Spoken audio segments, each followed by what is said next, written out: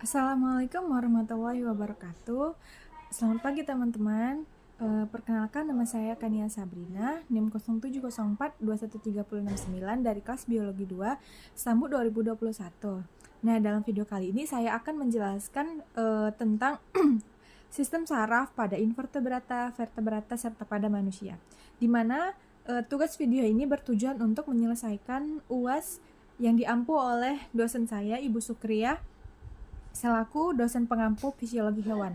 Baiklah teman-teman, selamat menyaksikan. Nah teman-teman, untuk lebih mengetahui apa itu sistem saraf, pengertian-pengertiannya, fungsinya, serta bagian yang terdapat dalam tubuh kita harus mengetahui pengertian dari sistem saraf itu sendiri. Di sini saya akan menjelaskan sistem saraf adalah sistem organ yang terdiri atas rambut saraf yang tersusun lagi atas sel-sel saraf yang saling terhubung dan esensial untuk persepsi sensoris indrawi, aktivitas motorik volunter dan involunter organ atau jaringan tubuh, dan homeostatis berbagai proses fisiologis tubuh. Nah, sistem saraf ini merupakan jaringan yang kompleks dan memiliki peran penting untuk mengatur setiap kegiatan dalam tubuh. Beberapa fungsi sistem saraf yang sering kita dengar adalah untuk berpikir, melihat, bergerak, serta mengatur sebagai berbagai kerja organ tubuh. Saya beri contoh, ketika tangan kita merasakan panas, itu otomatis saraf yang di kepala kita itu memberitahu kepada saraf kita yang ada di tangan bahwa apa yang kita pegang itu ternyata panas, maupun panas, dingin, dan lain-lain. Kemudian ada fungsi dari sistem saraf. Tadi saya sudah menjelaskan sedikit fungsinya. Nah, sekarang saya akan membacakan beberapa fungsi sistem saraf lainnya. Yang pertama, menerima informasi dari dalam maupun dari luar melalui event sensory pathway. Yang kedua, mengkomunikasikan informasi antara sistem saraf perifer dan sistem saraf pusat.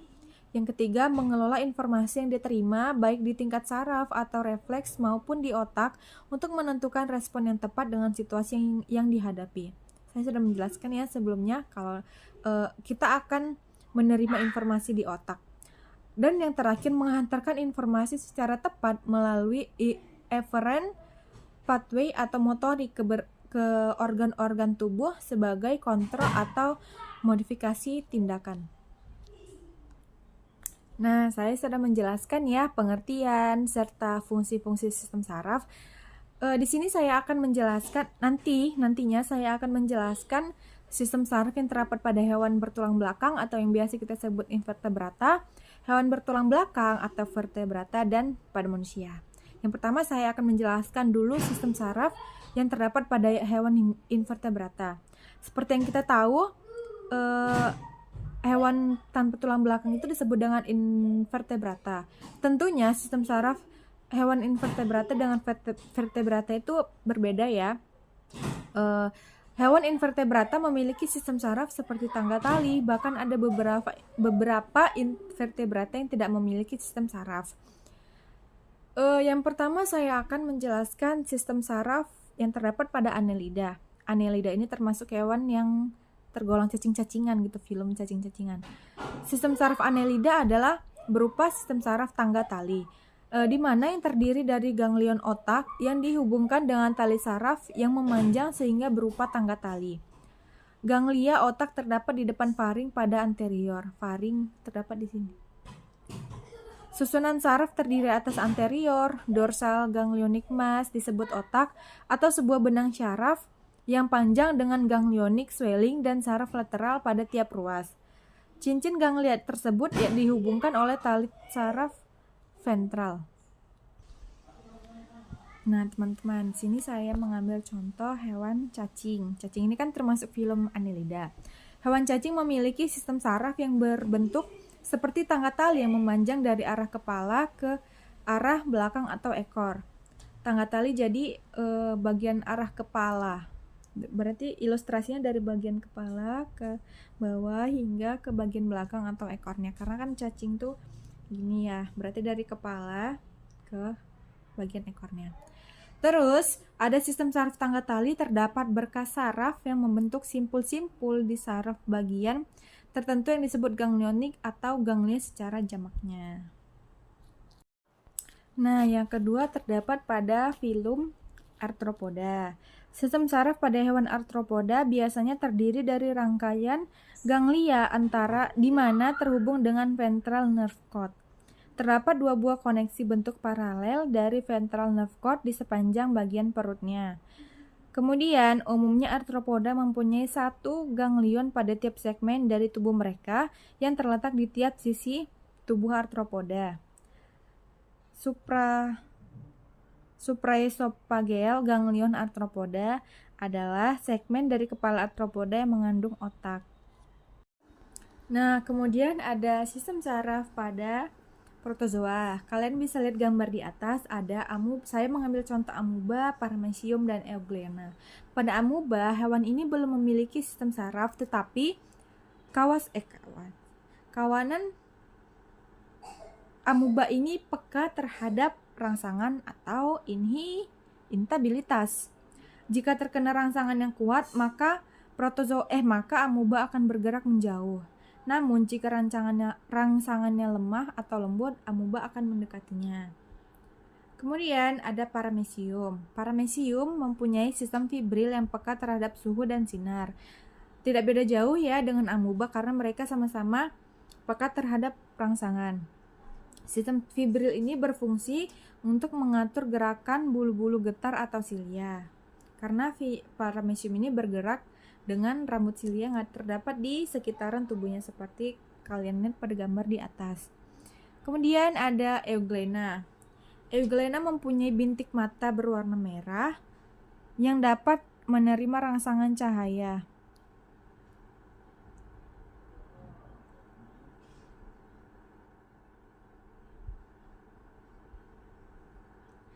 Karena bergeraknya selalu menuju arah cahaya ini disebut fototaksis. Kemudian ada sistem saraf coelenterata. Di sini saya mengambil contoh hewan yaitu ubur-ubur. Meski ubur-ubur tidak memiliki otak atau sistem saraf pusat, tetapi mereka memiliki saraf yang sangat mendasar di bagian tentakel mereka.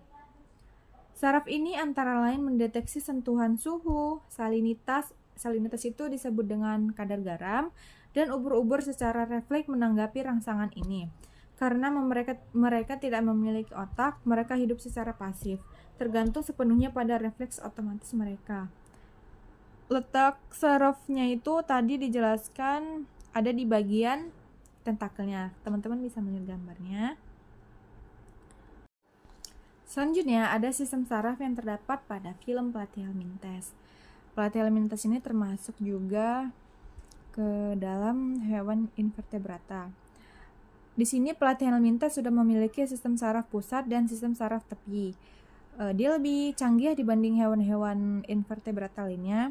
Sistem saraf tepi terdiri atas saraf-saraf yang tersusun secara transversal atau melintang yang menghubungkan tali saraf dengan saraf yang lebih kecil yang tersebar di semua bagian tubuh. Teman-teman bisa melihat gambar di atas. Morfologinya terdapat ada mata, otak, kemudian sistem saraf tepi itu yang terdapat di bagian tubuhnya ini yang melintang atau lurus kayak gini. Kemudian sistem saraf penghubungnya dia menghubungkan garis ini antara dari kanan ke kiri, kanan ke kiri. Kalau sistem saraf tepi itu dari atas ke bawah, kalau sistem saraf penghubung itu dari kanan ke kiri, kiri ke kanan. Kemudian ada sistem saraf yang terdapat pada moluska. Sistem saraf pada moluska berbentuk cincin saraf yang melingkari esofagus dengan beberapa pasang ganglion dan 2 pasang benang saraf yang berhubungan dengan kaki, mantel, dan organ-organ dalam. Alat indera berupa osphradium, mata, dan statosista. Osphradium berfungsi sebagai kemoreseptor, contohnya tiram, sistem saraf, dan sensori tiram. Sistem sarafnya ini tadi terdapat melingkari esofagus. Teman-teman bisa melihat di bagian esofagus ada ganglion otak, aduktor anterior, dan lain-lain. Contoh dari filum moluska ini adalah tiram. Tiram mempunyai 3 ganglion. Alat sensor tiram peka sangat peka terhadap sentuhan dan cahaya. Sel-sel sensorinya ada di sepanjang batas mantel. Nih, sekitaran mantel ada ganglion jeroan, ada perikardium, ada lubang ekskresi, ada anus, ada aorta posterior, aduktor posterior, ganglion kaki, dan pubs. Teman-teman bisa melihat gambar yang ada di atas. Kemudian ada sistem saraf Platyhelminthes. Platyhelminthes ini tidak berbeda jauh dengan sistem saraf Nemathelminthes ini tidak berbeda jauh dengan sistem saraf Platyhelminthes, di mana sistem saraf Nemathelminthes ini meliputi sebuah cincin sirkumfaringal yang mengelilingi faring. Kita lihat faring. Teman-teman bisa melihat gambar yang ada di samping, dikelilingin oleh faring sistem sarafnya. Cincin saraf dikelilingin oleh faring. Nah, jika dia dipotong atau dibelah, terdapat beberapa bagian tubuhnya. Cincin saraf itu tersusun oleh serabut-serabut saraf dan sel-sel saraf difus. Kemudian, cincin saraf tersebut berhubungan dengan banyak ganglion. Ada ganglion dorsal yang tidak berpasangan dan ganglion subdorsal yang berpasangan. Masing-masing ganglion tersebut mempunyai sel-sel saraf yang jumlahnya tetap. Kita bisa melihat ada faring. Tadi kan cincin sarafnya itu dikelilingin oleh faring. Ada faring, mulut, usus, ovarium, kutikula, tempat masuknya sperma dan keluarnya ovum, serta anus. Nah, film terakhir dari hewan invertebrata adalah Echinodermata.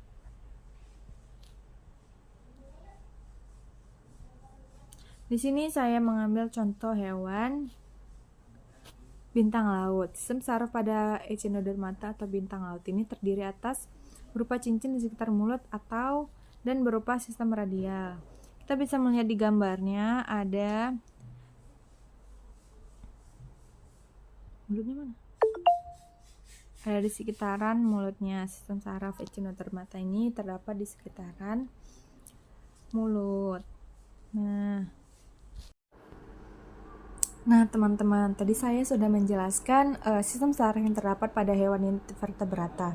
Ternyata letak sistem saraf mereka itu bermacam-macam ya. Ada yang mengelilingi faring, ada yang terdapat di mulut, contohnya pada bulu babi, terus yang terdapat pada ubur-ubur, ada di mantelnya, berbagai macam. Ada beberapa yang belum punya sistem saraf, tetapi mereka punya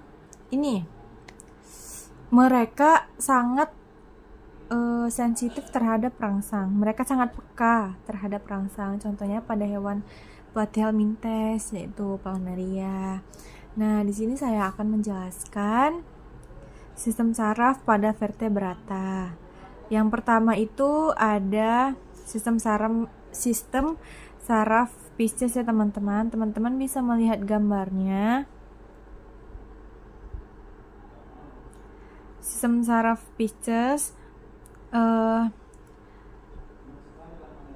sistem saraf pada ikan terdiri atas saraf pusat dan saraf tepi. Nah, karena dia sudah lebih unggul dibandingkan dengan hewan invertebrata, hewan vertebrata ini terdiri atas sistem saraf pusat dan sistem saraf tepi. Sistem saraf pusat terdiri dari otak dan sumsum tulang belakang. Otak ini terdiri dari otak besar, otak sedang, otak kecil, dan sumsum tulang belakang atau medula spinalis. Otak ikan terdiri atas otak depan, otak tengah, dan otak kecil, dan sumsum lanjutan. Sistem saraf tepi terdiri atas serabut saraf otak dan serabut saraf dan sumsum dari sumsum tulang belakang. Teman-teman dapat melihat gambar yang sudah saya tampilkan. Jika dilihat dengan lebih jelas tuh, beginilah gambar otak ikan yang terdapat pada otak ikan tuh, sistem sarafnya. Teman-teman bisa melihat ada otak besar, otak sedang, otak besar, otak kecil, dan otak tengah, serta sumsum tulang belakang yang terdapat di bawah. Kemudian ada pusat penciuman atau lobus olfaktoris dan pusat penglihatan atau lobus opticus. Ada sistem saraf pada amfibi. Sistem saraf tepi pada amfibi, mereka memiliki sistem saraf tepi, yaitu pada katak terbentuk atas serabut-serabut saraf yang berasal dari ruas tulang belakang. Otak besar berkembang memanjang sehingga berbentuk oval. Dapat kita lihat dari gambar di atas, keterangan gambarnya. Nomor 1 itu otak besar, dia agak oval, terus otak kecil berada di tengah. Otak kecil berada di tengah dan otak tengah berada di bagian bawah sebelum terdapatnya sumsum penghubung, serta sama seperti Pisces tadi ada pusat penciuman dan pusat penglihatan atau lobus opticus. Kemudian ada sistem saraf reptil. Teman-teman bisa melihat gambarnya sama mirip seperti dua kelas yang di atas. Pada otak besar reptil berkembang biak sebagai pusat saraf tertentu. Otak besar meluas dan menutupi otak tengah. Bagian yang lainnya tidak berkembang dengan baik. Otak reptil terdiri atas dua lobus, teman-teman. Yang pertama olfactorius yang panjang, hemisferal cerebral, dua lobus occiput, cerebellum, medulla oblongata yang melanjutkan pada korda saraf. Pada reptil terdiri atas 12 pasang syaraf kranial. Pasangan syaraf menuju sumit-sumit tertentu. Sumit-sumit tubuh, maaf. Kemudian kita lihat gambar di atas itu mirip seperti dua kelas yang lainnya. Ada otak besar, otak kecil berada di tengah. Kemudian otak tengah ada sumsum penghubung serta pusat penciuman atau lobus olfactorius dan pusat penglihatan atau lobus opticus.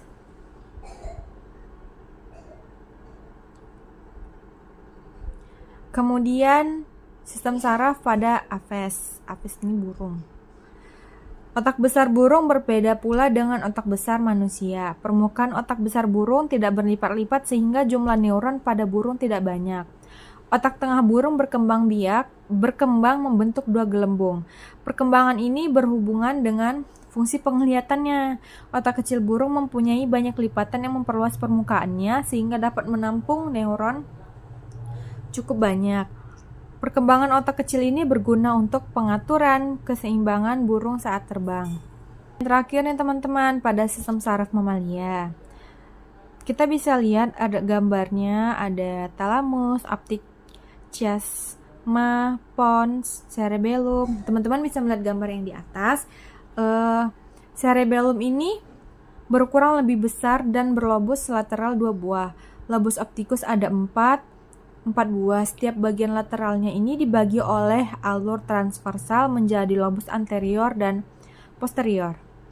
Otak atau ensephalon terdiri dari beberapa bagian yang hampir sama dengan vertebrata lainnya, seperti prosencephalon, lobus opticus, cerebellum, dan medulla oblongata. Bisa teman-teman lihat pada gambar yang ada di samping. Bagian-bagian otak pada mamalia. Sistem saraf tersusun atas neuron, yaitu badan sel, dendrit, akson, dan sel neuron. Nah, baik teman-teman, saya sudah menjelaskan materi itu tentang sistem saraf pada hewan invertebrata maupun vertebrata.